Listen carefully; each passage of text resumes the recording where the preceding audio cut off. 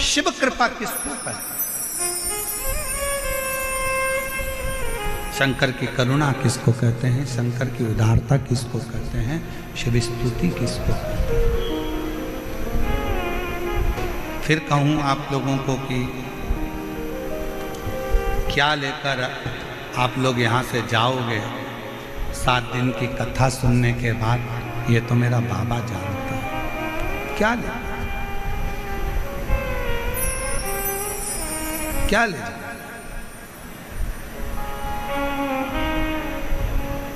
एक 18 साल की लड़की अपनी मम्मी से कहती है मम्मी मुझे भाई चाहिए, और माँ कहती है कि मेरा रजो धर्म नहीं आता तो भाई कैसे होएगा,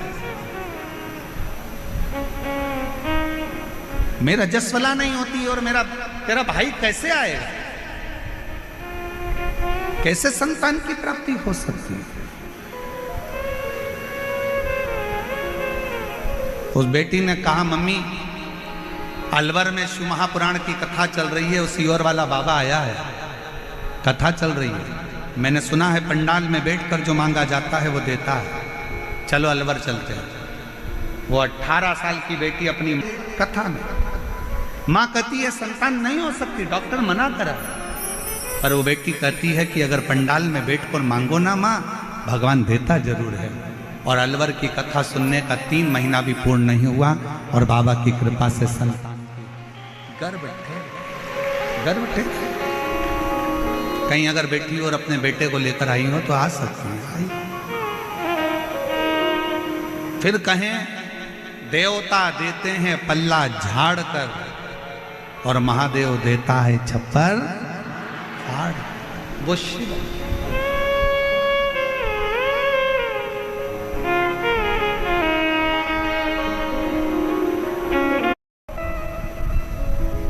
भगवान शंकर का संवाद कर,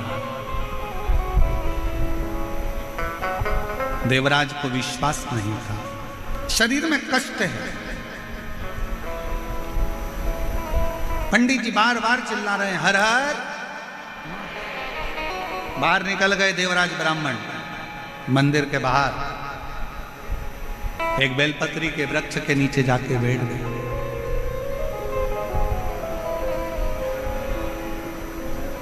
और बेलपत्र के वृक्ष के नीचे जाकर बैठे ही थे, शरीर के कष्ट के कारणवश, तपन के कारणवश उसके प्राण छूट,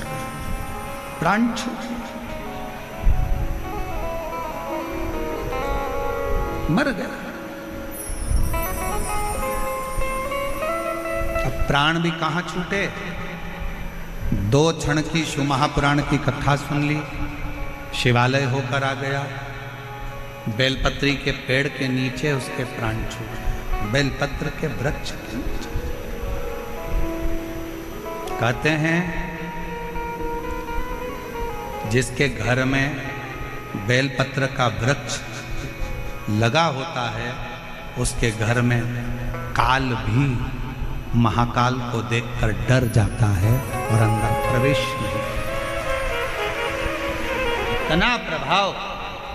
और फिर कहेंगे अगर आपके घर में बेलपत्र का वृक्ष नहीं है तो एक नियम बनाओ कि रोज शिव के मंदिर में जब लोटा भर के जल चढ़ाओ तो उस जल को थोड़ा सा झेल कर लेकर आया करो, उस जल को थोड़ा सा लेकर आया करो और अपने दरवाजे पर उस जल का सींचन करा कर घर के प्रत्येक व्यक्ति को थोड़ा थोड़ा जल आचमन करने के लिए दिया कर, आचमन कर।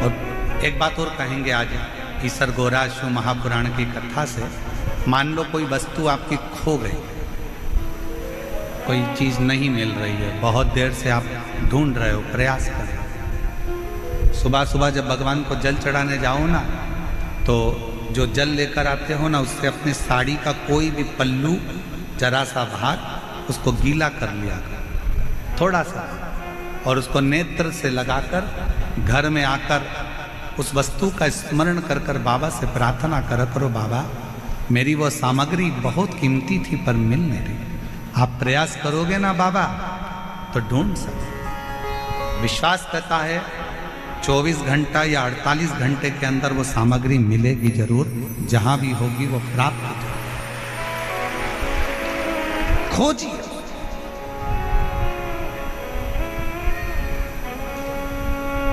शिव के चढ़े हुए जल में वो तत्व है, शंकर भगवान के चढ़े हुए जल में वो फल है। शंकर भगवान के स्पर्श मात्र से फिर निवेदन करेंगे कि भगवान को स्नान कराया हुआ पानी, आप में से कितने लोग हैं जो अपने घर में रोज भगवान को नहलाते हो? लड्डू गोपाल को, गणेश जी को, देवी जी को, देवता जी को, तुम्हारे घर में जो भी भगवान होंगे उनको रोज नहलाते हो कि नहीं नहलाते हो? बोलो, जम के बोलो जरा, नहलाते हो? तो तुमने जो भगवान को नहलाया, उसका जो पानी आया, वो पानी को बाथरूम में डालते हो क्या? नल्ले में फेंकते हो? बाथ बेसिन में डालते हो? नहीं। रसोई घर में फेंक देते हो? नहीं। झूठे बर्तन में डालते हो? नहीं। बेकार कपड़ों में डालते हो? नहीं। उस पानी को कहाँ डालते हो? कहीं अच्छे बगीचे में, पेड़ पौधों में ले जाकर, कई लोग उस पानी को तुलसी जी में, कोई अच्छे बगीचे में, वो जो भगवान के स्नान का पानी है, भगवान के स्नान का जल है, उसको लोग अच्छी जगह पर ले जाकर डालते हैं। जरा विचार करना, पानी का मात्र भगवान से स्पर्श हुआ तो वो पानी बाथरूम में नहीं गया।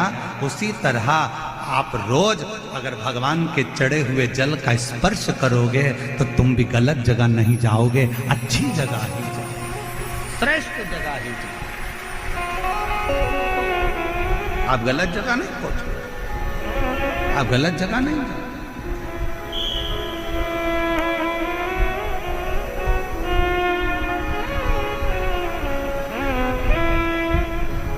श्रेष्ठ जगह आप पहुंचने का प्रयास करें। देवराज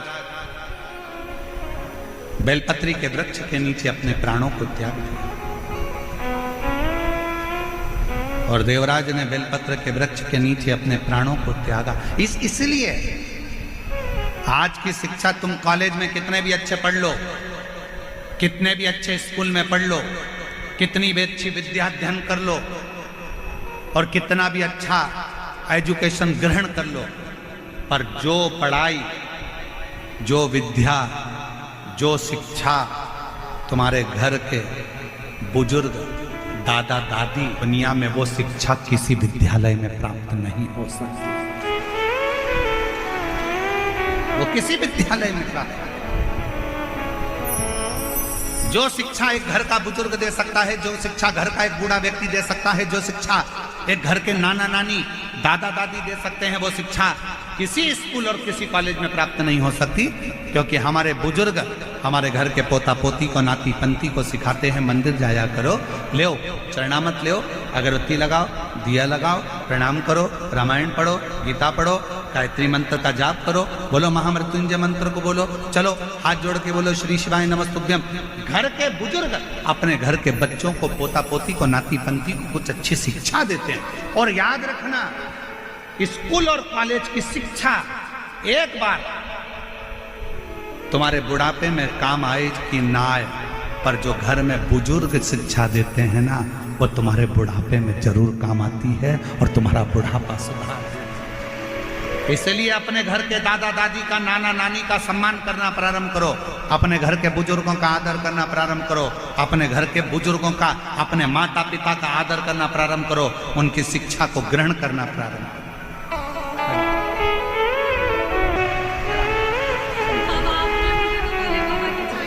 शिव शिव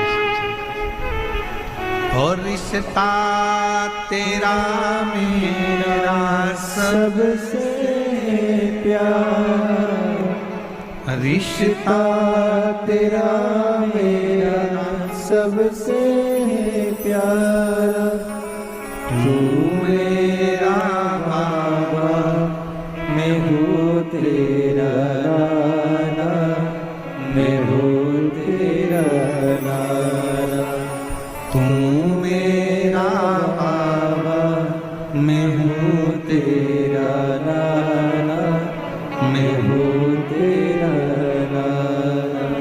आप उससे निवेदन तू करो। हम मानते हैं कॉलेज में पढ़ो, स्कूल में पढ़ो, सारी शिक्षा ग्रहण करो, वो शिक्षा तुम्हें कमाने का तरीका सिखा सकती है। कॉलेज में स्कूल में पढ़ी हुई शिक्षा तुम्हें कुछ कमाने का तरीका सिखा सकती है, माना।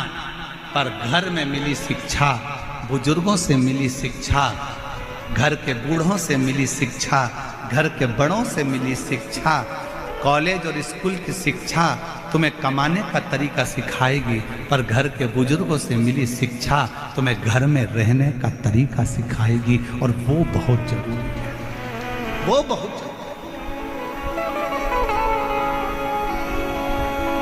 सबसे ज्यादा जरूरी है वो शिक्षा की, कि आज के जमाने में घर में रहने का तरीका सिखा दे।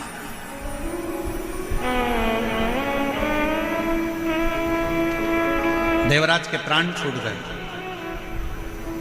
चोरी करने वाला ना वेद पढ़ा, ना शास्त्र पढ़ा, ना अध्ययन करा, ना मंदिर गया, ना देवालय गया, ना शिवालय गया, ना कभी भगवान की भक्ति करी, इसको तो नरक जाना था। पर मरने के बाद बेलपत्र के वृक्ष के नीचे इसके प्राण छूटे तो भगवान शंकर नंदी लेकर आए हैं और नंदी पर बिठाकर लेकर जा रहे। अब इसके मन में संशय हुआ,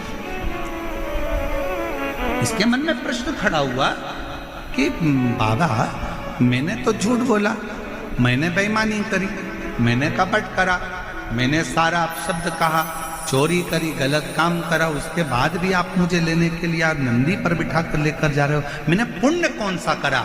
शंकर भगवान ने उसी समय नंदी को हाथ पकड़कर लेकर जाते समय कहा, देवराज, तेरी माता ने पुण्य करा था, रोज शिवालय में जल चढ़ाया था, और एक पुण्य तेरी माता के जल चढ़ाने का फल तुझे मिला कि चोरी का धन लेकर तू मेरे मंदिर में पहुंच गया। तेरी माता के चढ़ाए गए जल का फल ये मिला कि तू पापी होने के बाद भी मेरे मंदिर तक आ गया, तू चोर होने के बाद भी मेरे मंदिर तक आ गया, और तेरी माता ने जो जल चढ़ाया उसका फल ये मिला कि तू मरने के कुछ क्षण पहले बेलपत्र के वृक्ष के नीचे आ गया, और तेरी माता के चढ़ाए हुए जल का फल ये मिला कि तुझे तो ना जाने कितने नरक भोगना थे, पर तू आज बेलपत्र के नीचे प्राण त्याग कर तेरी माता के चढ़ाए गए जल के फल से तू आज कैलाश धाम में जाकर निवास ले रहा है। ये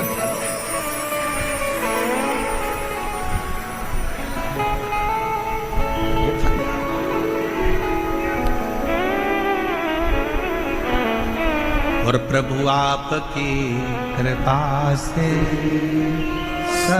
वो जो अपने सोचे से कथा आई, आगे वर्णन आया, समुद्र के तट पर एक वाष्कल नाम का एक गांव है।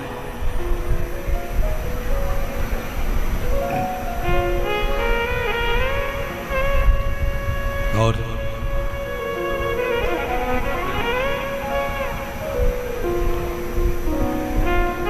समुद्र के तट पर एक वाष्कल नाम का गांव है, जिसमें ब्राह्मण ही ब्राह्मण रहते हैं, द्विजों से भरा हुआ।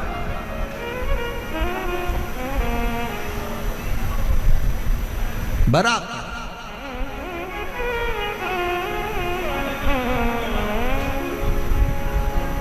एक व्यक्ति उसमें गलत संगत धारण कर लिया तो उसने पूरे गांव के लोगों को गलत संगत में डुबो दिया। अब थोड़ा ध्यान देना कथा पर।